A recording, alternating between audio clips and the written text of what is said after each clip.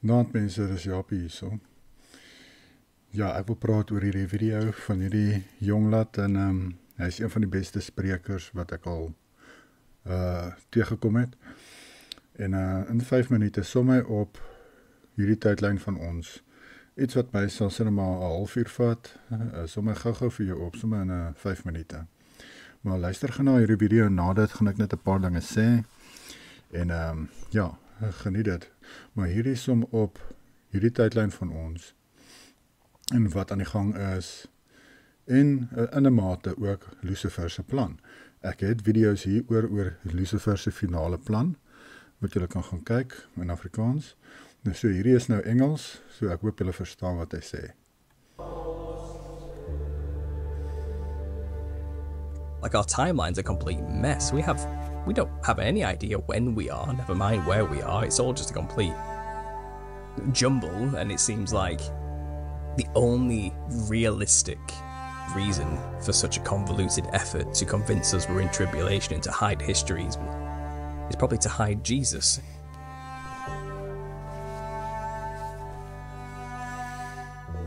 The prophecy goes in Revelation, once the 1,000 years has expired, the devil's let loose for a short season to gather an army. Okay, so he deceives the whole earth, all the nations get deceived, he gathers an army whose numbers are the sands of the sea, and he convinces them to go and make war with the camp of saints and surround it. Okay, so the only way that could happen is the whole earth is convinced somehow, justifiably, we all need to come together and fight a common enemy of some kind. And we were told, the famous Reagan speech, you know, maybe we need an outside threat to bring us all together as one, you know. How quickly our differences would drop if we were under attack by an alien threat from outer space. You realise the alien agenda's been at play for years in the conspiracy world. What's the end goal of all this constant alien invasion propaganda that we've been inundated with since War of the Worlds, you know, and since that radio broadcast which convinced people to attack the grain towers because they thought the tripods had come, you know? Like, it's kind of, they've been pushing it hard, haven't they, on us for a long time to believe space, aliens are coming, and when they come, we'll all need to band together to fight, you know. That's basically every alien invasion story you've ever imagined. Everyone drops their differences and comes together to fight a common enemy. The mothership comes down, it doesn't bring peace, oh no, let's all come together and attack it. And it's possible that is actually what's going to happen in some way.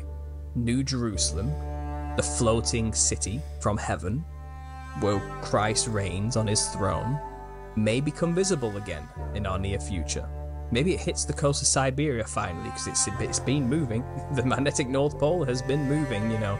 Maybe this floating giant magnetic thing all of our compasses point to will become visible once it hits the coast of Siberia, and they can't hide it anymore, because eyes literally look up and see this thing now. Look at, what is this? That's what everyone believes, right? The whole earth is indoctrinated with heliocentric, alien, Star Trek, Star Wars propaganda since birth. The only explanation could be aliens have turned up. There's no other explanation to describe such a phenomenon as looking up and seeing an enormous giant cube of some kind coming down, you know, or a pyramid perhaps, who knows what it looks like. If that's the case then, if they're playing that agenda and it really is Christ appearing once more, he never left. He's been here since the millennial reign ended. That's the end game. You think about that story. This god-like entity from space wants to bring balance to the universe. He comes in his, I think it's called Sanctuary, this giant spaceship that turns up, you know, and his aim is to kill half the population in order to bring peace, you know, everlasting peace. All of humanity and superheroes coming together to fight against like a Christ-like, anti-Christ-like figure, and it's kind of like that's the end game, this final war. A huge war, you know, it's everybody against this one entity who wants to destroy everything. Well, technically Christ comes to destroy the earth. He comes to bring a new heaven and a new earth, which is a wiping clean of all that's old and a bringing in of the new. You want to wipe clean all that's here currently? Well, you want to take all the power away from these men who rule everything, don't you? That's a bad thing. That's got to be a bad thing, right? We don't want them to come and destroy the earth. We want to, you know, we want to keep it going the way we want it to go. So they've turned good for bad and bad for good. Who's, you know, and they always leave out the new heaven and earth aspect.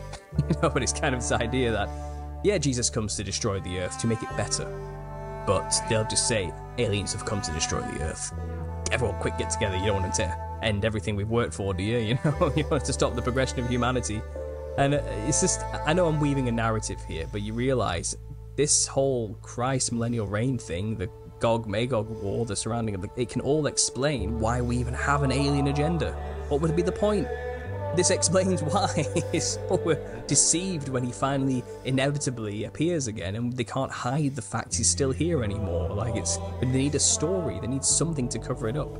Why cover up biblical cosmology and invent the heliocentric model, which is a lie? So space exists, so aliens can exist as a concept, so we can fit it into this. When Christ turns up, people think it's aliens. It's it all kind of starts answering all this backlog of odd questions, and that question we all get as conspiracy theorists. Oh, why would they lie? This is why. This would explain why. This is the big why. Why any of it? Why everything?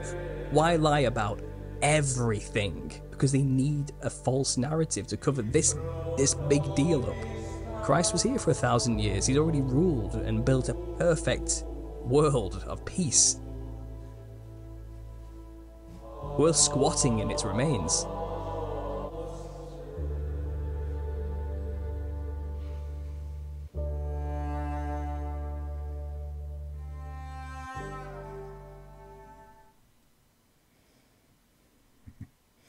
Do you know how amazing this? Ja, net soos hierdie ou sê, ons squat in die oorblyfsel van die 1000-jarige Vrederyk se geboue.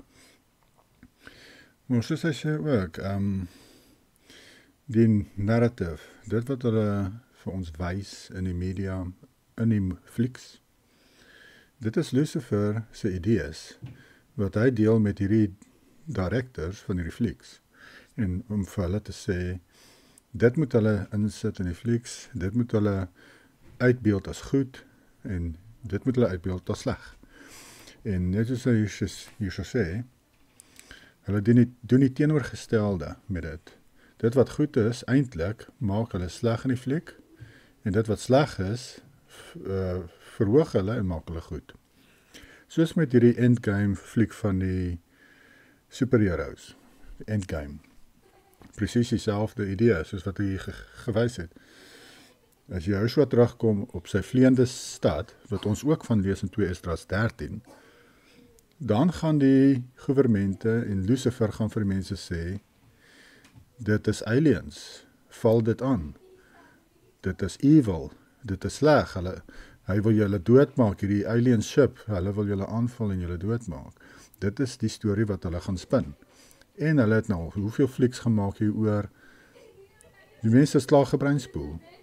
En dan hulle gaan dink, dit is gevaarlik, hulle moet dit aanval, hulle moet dit stop. En dit is die endgame, letterlik, die endgame, net soos die fliek. Hierdie vleiende stad van Joshua kom af, en hierdie hybrids op aarde, en hierdie slegte mense op aarde, staan saam, met hulle goed wat hulle nou gemaak het intussen, met hulle vleiende pierings en alles, en aliens en so aan, en hulle gaan daardie stad aanval, en hulle gaan vir jou ook sê, julle moet saam staan en aanval. En dit is letterlik die vervulling van Openbaring 20, Esegiel 38. Gog en Magog se oorlog. Want die kamp van die gelowiges wat aangeval gaan word, is mense, maar op dieselfde plek gaan ook die vleiende stad van Yahushua wees, so hulle gaan albei aanval, die mense, maar ook die vleiende stad van Yahushua wat afkom, om die gelowiges te beskerm, aan die onderkant van Afrika. Soos wat ek in my video's wys, volgens die Bybel, is dit waar almal gaan bymekaar kom, en waar Yahuwah ons gaan beskerm, op 'n wonderbaarlike, bo-menslike manier. Net soos wat hy Israel beskerm het, met die eerste Exodus, met die wolkkolom en die vuurkolom, en tydens die dag en die nag, het hy hulle beskerm, en met die ark van die verbond het hy hulle beskerm. Weereens gaan hy dit doen nou in die einde, met die tweede Exodus. Ons gaan dalk goeders sien soos manna, daar gaan dalk weer manna val vir Israel, om te kan eet, net soos met die eerste Exodus. Ek glo daar kom 'n 3 dae duisternis, net soos met die eerste Exodus. So dinge gaan weer gebeur soos met die eerste keer. Hierdie keer gaan Israel wêreldwyd bymekaar kom, nie soos met die eerste Exodus, waar hulle almal saamgetrek het van plek tot plek. Hierdie keer gaan almal wat verspreid is oor die wêreld bymekaar kom by een plek. So die proses gaan langer vat vir hulle om bymekaar te kan uitkom. Maar die feit van die saak is, hierdie dinge gaan weer gebeur soos dit gebeur het met die eerste Exodus. En ek het 'n video ontvang by iemand in die comments onder die 3 dae duisternis video wat ek gemaak het, en hy daarso sê blykbaar dat Nicolas van Rensburg het ook gesê daar gaan 'n 3 dae duisternis wees. Maar toe sê dit daar dat hulle weet nie of dit gaan letterlik of figuurlik is nie. Maar ek dink dit is letterlik. 'n 3 dae duisternis letterlik soos met die eerste Exodus. Want ons leef in die kort seisoen van misleiding. Net soos hierdie ouetjie nou vir julle verduidelik het. Hulle het dit natuurlik met die historiese boeke probeer wegsteek. Maar dit is nou onlangs uitgevind dat hulle dit weggesteek het. En dat hulle 700 jaar bygevoeg het by die historiese boeke. Ons is in die kortseisoen mense. En Lucifer se tyd is besig om uit te hardloop. Hy is besig om die goewermente voor te berei vir wat kom met Joshua se terugkeer. En soos hy sê, hulle moet 'n narratief skep vir wanneer Joshua terugkom en die vleiende stad van Joshua word weer sigbaar. Dan moet hulle 'n verskoning hê. Dan moet hulle 'n storie hê wat hulle vir jou kan spin. En daardie storie het hulle nou al voorberei vir dekades. Vir dekades lank het hulle dit in jou keel afgedruk, gebreinspoel met Star Trek en Star Wars en Galaxy, daar allerhande goed oor die galaxies en astronauts en allerhande flieks daaroor. Daar's altyd flieks wat uitkom daaroor. Nou, net om julle te breinspoel om te laat glo, daar is so iets. En dis hoekom baie Christene ongelukkig vandag die Bybelse cosmology verwerp en hulle klou vas aan hierdie leuns wat vir hulle verkondig word in die flieks, met die ateïste en die sataniste ook aanhang, en plaas dat hulle maar net luister wat die Bybel sê. Die Bybel sê daar's 'n koepel oor ons is op 'n plat aarde wat stil staan, so daar is nie aliens nie, daar is nie motherships nie, daar is nie ander planete nie, daar is net ligte, soos die Bybel sê, ligte, verskillende ligte in die hemele wat ons sien. Henoch verwys selfs na sterre as engele. So, daar is nie fisiese balle wat rondhang aan die lig nie. Dis al opgemaak vir hierdie endgame van Lucifer. So, ek hoop julle het die video geniet.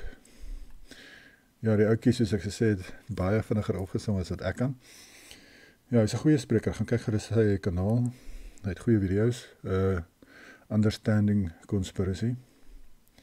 En binnekort gaan ek aangaan met Openbaring. Dis 'n baie harde werk.